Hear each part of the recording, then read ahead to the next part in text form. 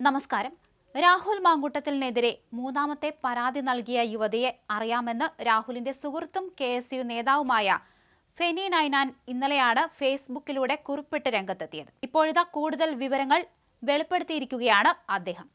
Rahul Mamkootathil MLA നേരിട്ട് കാണുന്നതിന് അവസരം ഒരുക്കണമെന്നാവശ്യപ്പെട്ട് പരാതിക്കാരി 2 മാസം മുമ്പ് നടത്തിയ വാട്സപ്പ് ചാറ്റിന്റെ സ്ക്രീൻഷോട്ടുകൾ പങ്കുവച്ച് രംഗത്തെത്തിയിരിക്കുകയാണ് അദ്ദേഹം.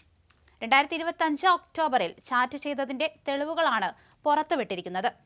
രാഹുൽ MLA കാണാൻ പരാതിക്കാരി പലവട്ടം തന്നോട് അവസരം ചോദിച്ചുവെന്ന് ചാറ്റിന്റെ സ്ക്രീൻഷോട്ടുകൾ പുറത്തുവിട്ടുകൊണ്ടുള്ള ഫേസ്ബുക്ക് കുറിപ്പിൽ ഫെനി നൈനാൻ പറയുന്നു. പലവട്ടം ഒഴിവാക്കാൻ നോക്കി. നിർബന്ധം സഹിക്കവയ്യാതെ വന്നപ്പോൾ പാലക്കാട് ഓഫീസിൽ ചെന്നാൽ കാണാം എന്ന് പറഞ്ഞപ്പോൾ അത് പോരാ, സ്വകാര്യത വേണം എന്നും ഓഫീസിൽ എപ്പോഴും പാർട്ടിക്കാരും സ്റ്റാഫും ഒക്കെ ആയതുകൊണ്ട് സ്വകാര്യത ലഭിക്കില്ലെന്ന് അവർ പറഞ്ഞു. രാഹുൽ MLAയുടെ ഫ്ളാറ്റിൽ കാണാം എന്നും 3-4 മണിക്കൂറെങ്കിലും സമയം വേണമെന്നും പരാതിക്കാരി തന്നോട് പറഞ്ഞു. ഫ്ളാറ്റിൽ രാത്രിയാണെങ്കിലും കണ്ടാൽ മതിയെന്ന് അവർ പറഞ്ഞു. ഫ്ളാറ്റിൽ അസൗകര്യമാണെന്ന് പറഞ്ഞപ്പോൾ എങ്കിലൊരു ഡ്രൈവ് പോകണം എന്നും MLA ബോർഡ് വെച്ച വണ്ടി വേണ്ട, അവർ വരുന്ന വണ്ടി മതിയെന്നും തന്നോടവർ പറഞ്ഞു. ഫെനി നൈനാൻ പറയുന്നു. വാട്സപ്പ് ചാറ്റിന്റെ സ്ക്രീൻഷോട്ടുകൾ അടക്കമാണ് ഫെനി ഫേസ്ബുക്ക് കുറിപ്പിനൊപ്പം പങ്കുവച്ചത്. ആ കേസിലെ അതിജീവിത തനിക്ക് പണം നൽകിയിട്ടുണ്ടെന്നും 5000 രൂപയാണ് നൽകിയതെന്നും ഫെനി ഇന്നലെ വെളിപ്പെടുത്തിയിരുന്നു. പണം തന്നപ്പോൾ തന്നെ അവരുടെ പേരുൾപ്പെടുത്തി 50 കൂപ്പണുകളുടെ എണ്ണം കാണിച്ചുകൊണ്ട് ഇൻസ്റ്റാഗ്രാമിൽ സ്റ്റോറി ആക്കിയിരുന്നുവെന്നും ഫെനി ഫേസ്ബുക്കിൽ കുറിച്ചു. ആ സ്ത്രീയെ രാഹുൽ ബലാത്സംഗം ചെയ്തുവെന്ന വിവരം അതിശയമായി തോന്നി. കാരണം ഈ അതിജീവിത 2025 നവംബർ വരെ എന്നോട് സംസാരിച്ചു കൊണ്ടിരുന്ന വ്യക്തിയാണ്. ഇതുമായി ബന്ധപ്പെട്ട എല്ലാ തെളിവുകളും അന്വേഷണ ഉദ്യോഗസ്ഥന് കൈമാറിയിട്ടുണ്ടെന്നും ഫെനി കുറിച്ചു. രാഹുലിനെതിരായ 2ാമത്തെ ബലാത്സംഗ കേസിനെ കുറിച്ചും കുറിപ്പിൽ പറയുന്നുണ്ട്. അങ്ങനെയൊരു സംഭവം നടന്നിട്ടില്ലെന്നും അതിനാലാണ് ചോദ്യം ചെയ്തിട്ടും തന്നെ അറസ്റ്റ് ചെയ്യാത്തതെന്നും ഫെനി കുറിച്ചിരുന്നു. ഫെനി നൈനാന്റെ ഫേസ്ബുക്ക് കുറിപ്പിന്റെ പൂർണ്ണരൂപം ഇങ്ങനെയാണ്. രാഹുൽ MLAയുടെ വിഷയത്തിൽ എന്റെ പേര് പരാതിക്കാരി പരാതിയിൽ പറഞ്ഞെന്ന് ഞാൻ മാധ്യമങ്ങളിലൂടെ അറിഞ്ഞു. തുടർന്ന് എനിക്കറിയാവുന്ന കാര്യങ്ങൾ പറയാൻ മുഖ്യധാര മാധ്യമങ്ങൾ ആരും സ്പേസ് തരാതെ ഇരുന്നപ്പോൾ ഞാനത് ഫേസ്ബുക്കിലൂടെ പൊതുവിടത്ത് പറഞ്ഞു. ഒരു കാര്യത്തിന്റെ 2 വശവും പറയാനുള്ള അവസരം പോലും നിഷേധിക്കുന്ന സമീപനമാണ് മാധ്യമങ്ങൾക്ക് ഉള്ളത്. അത് ശരിയാണോ എന്ന് അവർ തന്നെ പരിശോധിക്കട്ടെ. തുടർന്ന് ഞാൻ ഇന്നലെ ഫേസ്ബുക്കിൽ ഒരു പോസ്റ്റ് ഇട്ടതിനു ശേഷം എനിക്കെതിരെ രൂക്ഷമായ സൈബർ ആക്രമണമാണ് ഇടത് കേന്ദ്രങ്ങളിൽ നിന്ന് ഉണ്ടാകുന്നത്. എന്നെയും എന്റെ കുടുംബത്തെയും വരെ അവർ ആക്രമിക്കുന്നു. അപ്പോൾ കാര്യങ്ങൾ ഒന്നുകൂടി വിശദമാക്കാം എന്ന് കരുതുന്നു. എന്നോട് സംസാരിച്ചിരുന്നതിന്റെ അവസാന കാലത്ത്, അതായത് 2 മാസം മുൻപ് രാഹുൽ MLAയെ കാണാൻ പരാതിക്കാരി പലവട്ടം എന്നോട് അവസരം ചോദിച്ചു. പലവട്ടം ഒഴിവാക്കാൻ നോക്കി.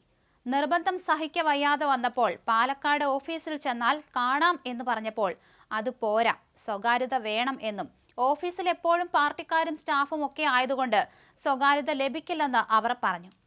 രാഹുൽ MLAയുടെ ഫ്ളാറ്റിൽ കാണാം എന്നും 3-4 മണിക്കൂറെങ്കിലും സമയം വേണമെന്നും പരാതിക്കാരി എന്നോട് പറഞ്ഞു. ഫ്ളാറ്റിൽ രാത്രിയാണെങ്കിലും കണ്ടാൽ മതിയെന്ന് അവർ പറഞ്ഞു. ഫ്ളാറ്റിൽ അസൗകര്യമാണെന്ന് പറഞ്ഞപ്പോൾ എങ്കിൽ ഒരു ഡ്രൈവ് പോകണം എന്നും MLA ബോർഡ് വെച്ച വണ്ടി വേണ്ട, അവർ വരുന്ന വണ്ടി മതിയെന്നും എന്നോട് പറഞ്ഞു. 2024 ഏപ്രിലിൽ ബലാത്സംഗം ചെയ്തു എന്ന് അവർ പറയുന്ന ആളിനെ 2025 ഒക്ടോബറിൽ I prefer his flat, safe place, night ആയാലും കുഴപ്പമില്ല എന്ന് അവർ പറഞ്ഞതിന്റെ തെളിവുകൾ എൻ്റെ കയ്യിലുണ്ട്. അങ്ങനെ അവർ പറഞ്ഞത് അറിയാവുന്നത് കൊണ്ടാണ് അവർ ബലാത്സംഗ പരാതി പറഞ്ഞത് അത്ഭുതപ്പെടുത്തിയെന്ന് ഞാൻ പറഞ്ഞത്. 2024 3 മണിക്കൂർ ബലാത്സംഗം ചെയ്ത ആളെ 2025 ഒക്ടോബറിൽ അതേ 3 മണിക്കൂർ ഒറ്റയ്ക്ക് കാണണം എന്ന് പറയുന്നതിൻ്റെ ലോജിക് എന്താണ്? എല്ലാവർക്കും ബോധ്യമാകാൻ വേണ്ടി ആ സ്ക്രീൻഷോട്ടുകൾ ഇവിടെ ഞാൻ പങ്കുവയ്ക്കുന്നു. ഇങ്ങനെയാണ് ആ കുറിപ്പ് നിർത്തുന്നത്. അതേസമയം കഴിഞ്ഞ ദിവസം പങ്കുവച്ച ഫെനിയുടെ കുറിപ്പ് ഇങ്ങനെയായിരുന്നു. പാലക്കാട് MLA രാഹുൽ മാങ്കൂട്ടത്തിനെതിരെ മൂന്നാമത് ഒരു പരാതി വന്ന് അദ്ദേഹത്തെ അറസ്റ്റ് ചെയ്ത് റിമാൻഡിലാക്കിയിട്ട് ദിവസങ്ങളായി. പരാതിക്കാരിയായ സ്ത്രീയെ, അവരെപ്പറ്റി ഒരു വിവരങ്ങളും സ്വാഭാവികമായും ആർക്കും അറിയാൻ കഴിയില്ലല്ലോ. എനിക്കും അതിനെപ്പറ്റി അറിയില്ല. എന്നാൽ മാധ്യമങ്ങളിൽ നിന്ന് വിദേശത്ത് ജോലി ചെയ്യുന്ന വിവാഹിതയായ ഒരു സ്ത്രീയാണെന്നും അവർ എനിക്ക് KSU പരിപാടിക്ക് പണം തന്നിട്ടുണ്ട് എന്നും അവർക്ക് രാഹുലുമായി സൗഹൃദം ഉണ്ടായിരുന്നു എന്നും പറഞ്ഞിട്ടുണ്ട് എന്ന് മാധ്യമങ്ങളിൽ നിന്ന് അറിഞ്ഞു. എൻ്റെ പേര് പറഞ്ഞതുകൊണ്ട് ഞാൻ അത് ശ്രദ്ധിച്ചു. എനിക്കങ്ങനെ ഒരു സ്ത്രീയെ അറിയാം. KSU നടത്തിയ ഒരു പരിപാടിക്ക് പണം തന്നിട്ടുണ്ട്. 5000 രൂപയാണ് തന്നത്.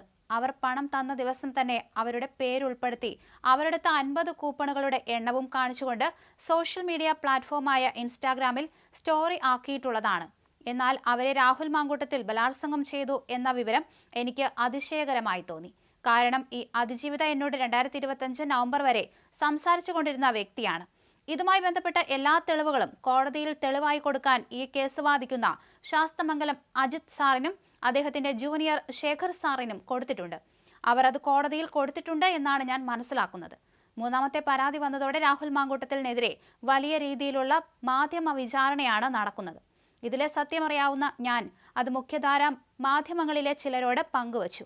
എന്നാൽ അതിൽ രാഹുലിന് അനുകൂലമായ കാര്യങ്ങൾ ഉള്ളതുകൊണ്ട് ഒരു മാധ്യമവും അത് ചാനലിൽ കൊടുക്കാൻ തയ്യാറല്ല എന്ന് പറഞ്ഞു.